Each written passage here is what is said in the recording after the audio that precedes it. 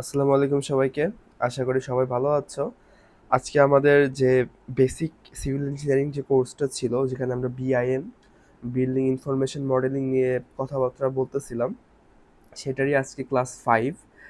আজকে ক্লাস 5, ঠিক আছে?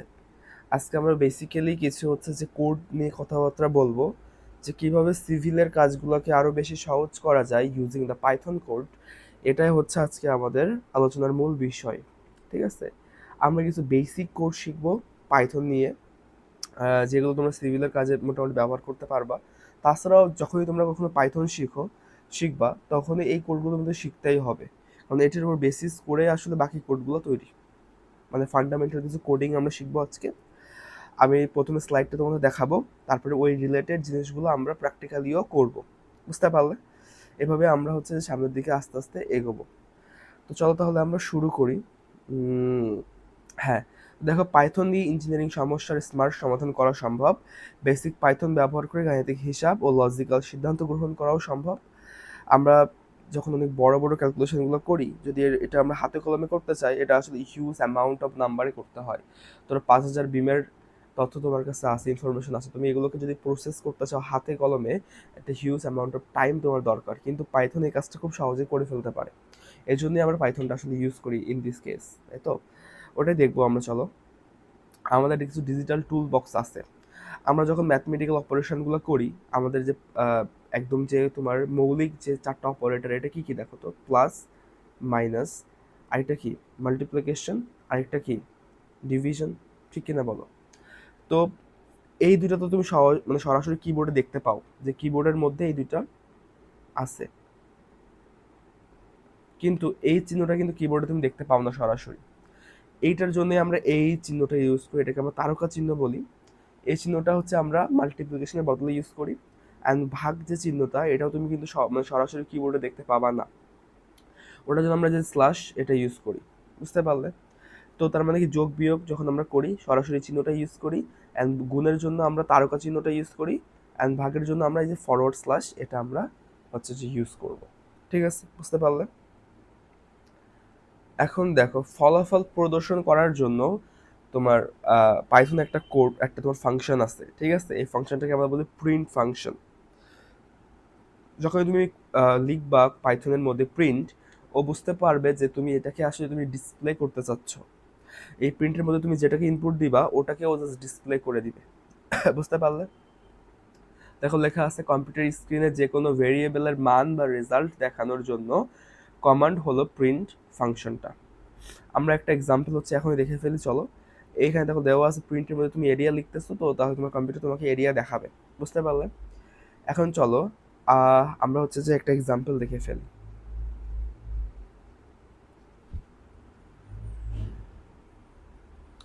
ধরো এটা হচ্ছে আমার একটা ইন্টারপ্রেটর। তোমরা চাইলে এটাকে অনলাইনে ইউজ করতে পারো, অথবা হচ্ছে যে তোমরা পাইচার্ম ব্যবহার করতে পারো। যারা তোমরা ল্যাপটপে কাজগুলো করতেছো, তোমরা একটা অ্যাপ আছে, ঠিক আছে, পাইচার্ম, পাইচার্ম নামে।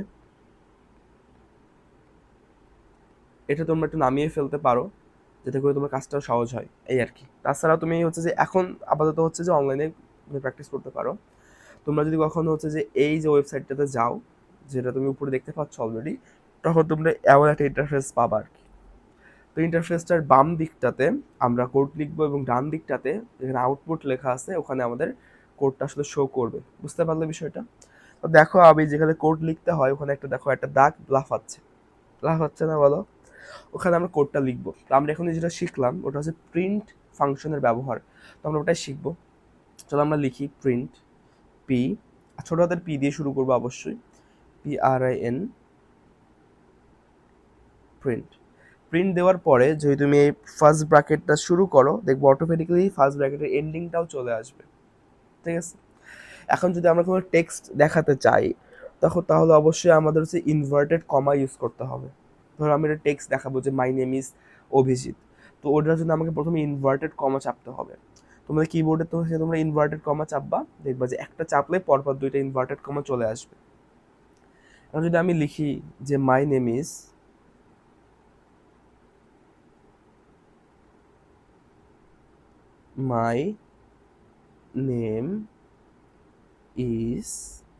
অভিজিৎ।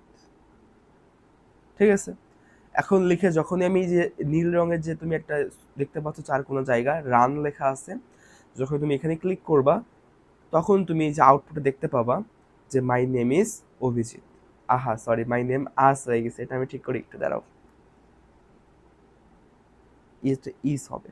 ঠিক আছে, আমরা রান করে আরেকবার। হ্যাঁ সরি, দেখো এখানে দেখা যাচ্ছে my name is Abhijit, the code executed successful, মানে আমি যে কোডটা লিখেছি ওটাও সাকসেসফুলি এক্সিকিউট করতে পেরেছে। বুঝতে পারলে? এভাবে তুমি প্রিন্টের মধ্যে যাই লিখবা ওটাকে হচ্ছে যে প্রিন্ট করে তোমাকে আউটপুটে দেখাতে পারবে। যদি তুমি আমি যদি আরেকটা লিখি, চলো, যখনই তোমরা ইন্টার্নশিপ দিবা তখন হচ্ছে যে পরের ধাপে চলে আসবে। দেখো এখন আমি 2 নাম্বার ধাপে লিখতেছি, এভাবে তুমি যতবার ইন্টার্নশিপ বা তত নিচের ধাপে যাবে।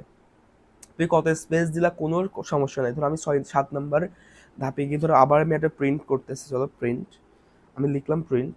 প্রিন্ট লিখে যখনই আমি ফার্স্ট ব্র্যাকেট শুরু করলাম অটোমেটিক সেকেন্ড ব্র্যাকেট মানে ক্লোজিং ব্র্যাকেটটাও শুরু মানে শেষ করে দিল। এখন আমি ইনভার্টেড কমা চাপ দিব, দেখো ইনভার্টেড কমা চলে আসলো। এখন যদি আমি লিখি যে বাংলাদেশ, দেখো বাংলাদেশ লিখে ফেললাম।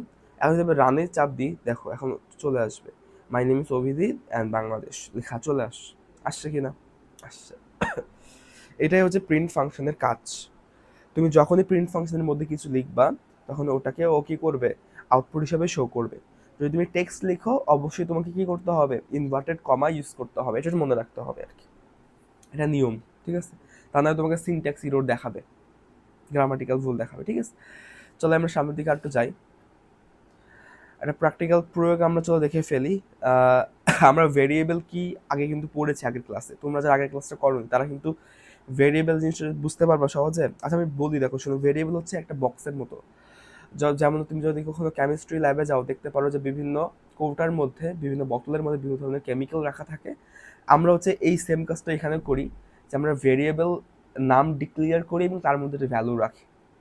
বুঝতে পারো? তখন ওই ভেরিয়েবলের নামটা লিখলে পাইথন অটোমেটিক্যালি ওই ভ্যালুটাকে নিয়ে নেয়।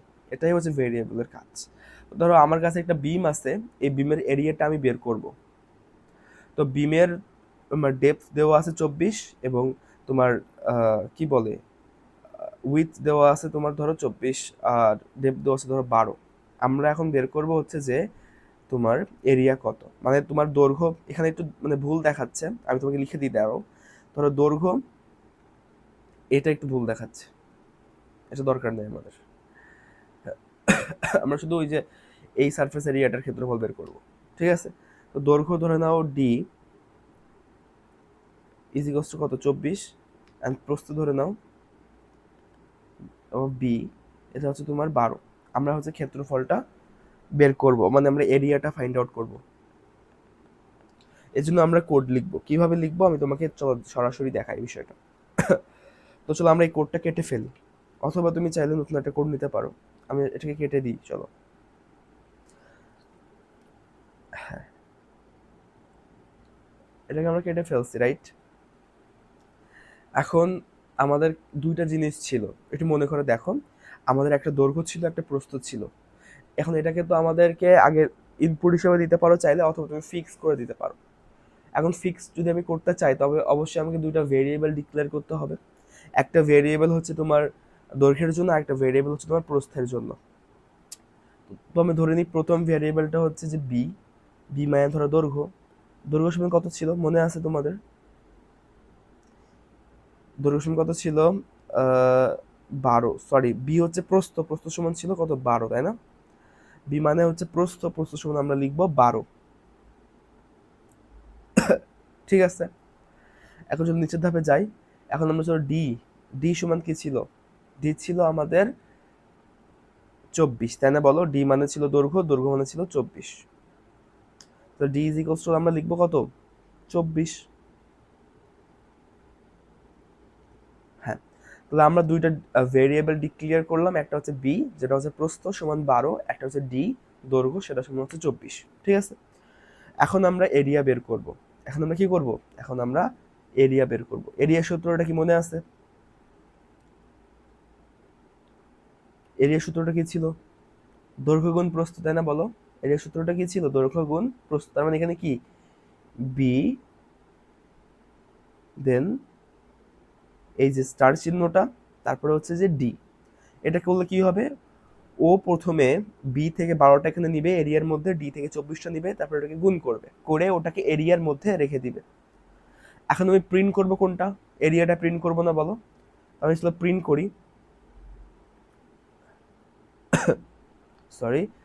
তো প্রিন্ট করি আমরা, চলো প্রিন্ট কিভাবে করব? তো আমরা এইভাবে লিখতে পারি, প্রিন্ট করব এরিয়া।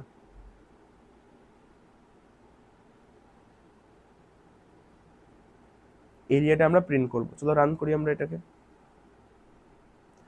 তার মানে দেখো অ্যান্সার আসতেছে আমাদের কত, 288। তার মানে ও কি করলো আসলে যদি তোমাকে বলি, ও প্রথমে বি থেকে ওর যে ভ্যালু মানে 12 ওটাও এরিয়ার মধ্যে বসিয়েছে, তারপরে ডি থেকে যে 24 ওই ভ্যালুটা ওর ডি এর মধ্যে বসিয়েছে এরিয়াতে গিয়ে, তারপরে এরিয়ার মধ্যে ও জাস্ট গুণ করেছে, করে প্রিন্ট এফে আমাকে এরিয়াটা দেখিয়েছে। বুঝতে পারলে বিষয়টা? এভাবে তুমি হচ্ছে যে যে কোনো জিনিসের ক্ষেত্রফল বের করতে পারো। যদি আমরা যোগ বিয়োগ করতেছি তাহলে ওটাকে আসলে সুন্দরভাবে করা যায় এটা দিয়ে, ঠিক আছে?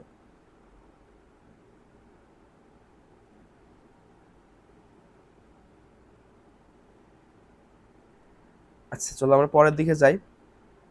হ্যাঁ, এখন আমরা চলো ইফ এলস একটা লজিক আছে, এই লজিকটা সম্পর্কে একটু জানবো আমরা। অনেক সময় এমন হয় যে আমার কাছে দুইটা ওয়ে আছে, আমি যদি ডান দিকের ওয়েটাতে যাই তাহলে এটা সত্য, যদি বাম দিকের ওয়েতে যাই এটা হচ্ছে মিথ্যা। যখনই একটা সত্য এবং একটা পরম মিথ্যা নিয়ে আমরা কাজ করি, ওটাকে আমরা ইফ এলস ফাংশনের মধ্যে নিয়ে কাজ করতে পারি। শুধু হিসাব নয়, সিদ্ধান্ত নেওয়ার পালায় হচ্ছে if else logic. If else দেখো কি লেখা আছে, ইফ এলস এর মূল কাজ হলো কোনো শর্তের উপর ভিত্তি করে সিদ্ধান্ত নেওয়া। আমাদের কোডে যদি নিজে থেকে বুঝতে হয় কোন কাজটি করতে হবে, তখন আমরা ইফ এলস লজিক ব্যবহার করি। দেখো একটা এক্সাম্পল তোমার কাছে দেওয়া আছে। সরি, শরীরটা আসলে একটু খারাপ, বুঝতে পারলে, এই জন্য বারবার কাশি হচ্ছে। এটা দেখো কিভাবে কাজ করে। ধরো তুমি একটা শর্ত কন্ডিশন দিলা, ইফ যদি এটা সত্য হয় তার মানে ও এই দিকে যাবে, ট্রু দিকে যাবে, এবং ও প্রিন্ট করবে যে হ্যাঁ এটা ট্রু। যদি তুমি শর্তটা দিলা, ওটা যদি ফিল আপ করতে না পারে তখন ও এলস এর দিকে যাবে এবং এটা তারপরে প্রিন্ট করবে যে এটা হচ্ছে ফলস, বা তুমি যেটা বললে এটা আসলে ঠিক না। বুঝতে পারলে? তার মানে একটা সত্য এবং একটা মিথ্যার ক্ষেত্রে এটা প্রযোজ্য, অথবা একটা সত্য অনেকগুলো মিথ্যার ক্ষেত্রে এটা প্রযোজ্য। ধরো ইফ মানে কি এটা হবে, যদি এটা হয় তাহলে এটা প্রিন্ট করবে। আর এলস যদি ইফ না হয়, না হয় যে কোনো যা কিছু হোক সেক্ষেত্রে ও এটা প্রিন্ট করবে। বুঝতে পারলে? চলো আমরা এবার চলো কয়েকটা লজিক্যাল অপারেটর, আমরা আগে কিন্তু অপারেশনাল অপারেটর সম্পর্কে জেনেছিলাম, এটা basic operator, plus minus, multiplication and division, তাই না? এখন আমরা চলো কিছু লজিক্যাল অপারেটর সম্পর্কে জানি। প্রথমটা দেখো কি লেখা আছে, এটা হচ্ছে গ্রেটার দ্যান, বাম পাশের বড় মান আছে কিনা তা চেক করে। এটা হচ্ছে লেস দ্যান, মানে বাম পাশের মানটা ছোট কিনা তা চেক করে। এটা হচ্ছে গ্রেটার অর ইকুয়াল, এটা কি বড় অথবা সমান কিনা তা চেক করে। এটা হচ্ছে লেস অর ইকুয়াল, এটা কি ছোট অথবা সমান কিনা চেক করে।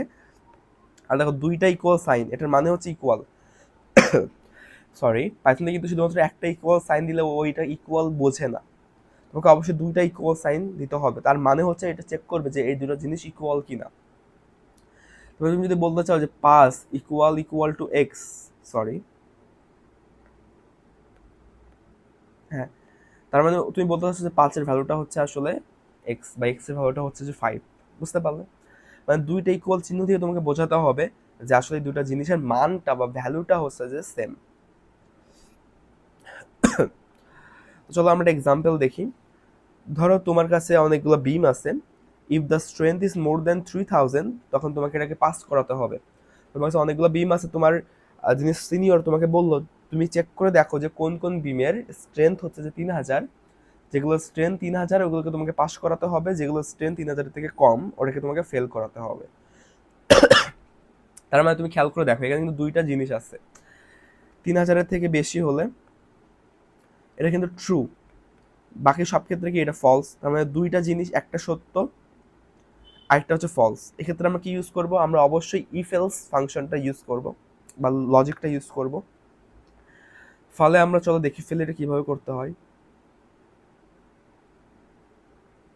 চলো আমরা কোডটাকে মুছে ফেলি।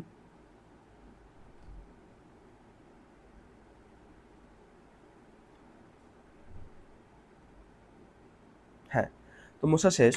এখন চলো আমরা আমাদের যেই ধরো বিমটা আছে ওটার আসলে স্ট্রেংথ কত ওটা প্রথমে নিতে হবে। তো চলো আমরা প্রথমে একটা একটা ভেরিয়েবল ডিক্লেয়ার করি যে বিম স্ট্রেংথ STRENGTH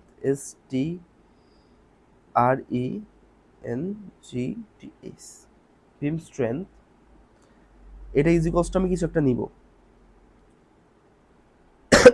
সরি খুবই শরীর খারাপ, কিছু করার নেই, আসলে খুবই দুঃখিত ভাই। তো চলো আমরা এখানে ধরো লিখে ফেলি যে 2500, তার মানে কি আমার কাছে যে বিমটার স্ট্রেংথ আছে এটা হচ্ছে 2500। এখন আমি কোডটা লিখবো যাতে করে আমরা বুঝতে পারবো যে এই বিমটা এই এই যে তোমার বিমের স্ট্রেংথটা এটা হলেই কি আসলে পাস করবে নাকি ফেল করবে, ঠিক আছে? তো বুঝতেছো যে আমরা ইফ ফাংশনটা ইউজ করব, আমরা ইফ ফাংশনটা ইউজ করব, সরি ইফ কি যদি তোমার ফাংশনটা এমন হয় যে 3000 থেকে বড় অথবা ওইটা কোথায় গেল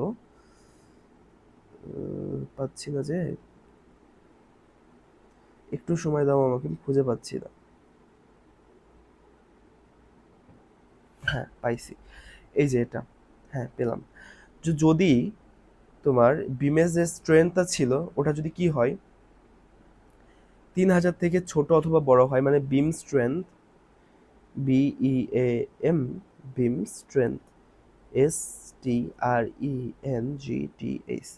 যদি তোমার বিমের যে স্ট্রেংথটা ছিল ওটা যদি তোমার 3000 থেকে বড় হয়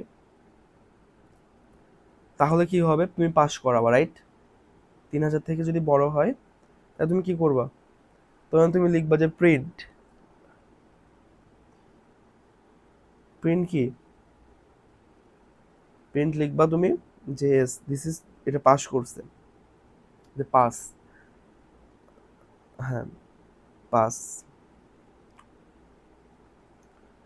হ্যাঁ। এখন তুমি এলসে যাবা, রাইট? তুমি লিখবা এলস, তাই তো এলস।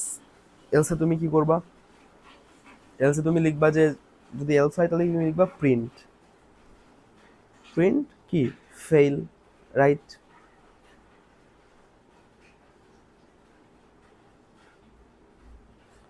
আমি জিনিসটা কি লিখলাম যদি তোমাকে একটু দেখাই, হ্যাঁ আমি যেটা লিখলাম ওটা হচ্ছে যে একটা কোডটা হচ্ছে এমন, আমি প্রথমে একটা ভেরিয়েবল ডিক্লেয়ার করলাম প্রথম লাইনটাতে, দেখো এটা ভেরিয়েবলটার নাম কি, বিম স্ট্রেংথ কত, যদি 2500, আমার যে বিমটা আছে ওটার স্ট্রেংথ 2500। এখন আমি একটা কন্ডিশন লিখলাম পরের লাইনে যে if beam strength is greater or equal than 3000, যদি বিমের স্ট্রেংথটা 3000 থেকে বড় অথবা সমান হয় তুমি প্রিন্ট করবে পাস, যদি না হয় তুমি এলসে যাবা, এলসে গিয়ে তুমি প্রিন্ট করবা হচ্ছে ফেইল। বুঝতে পারলে? সরি, হ্যাঁ।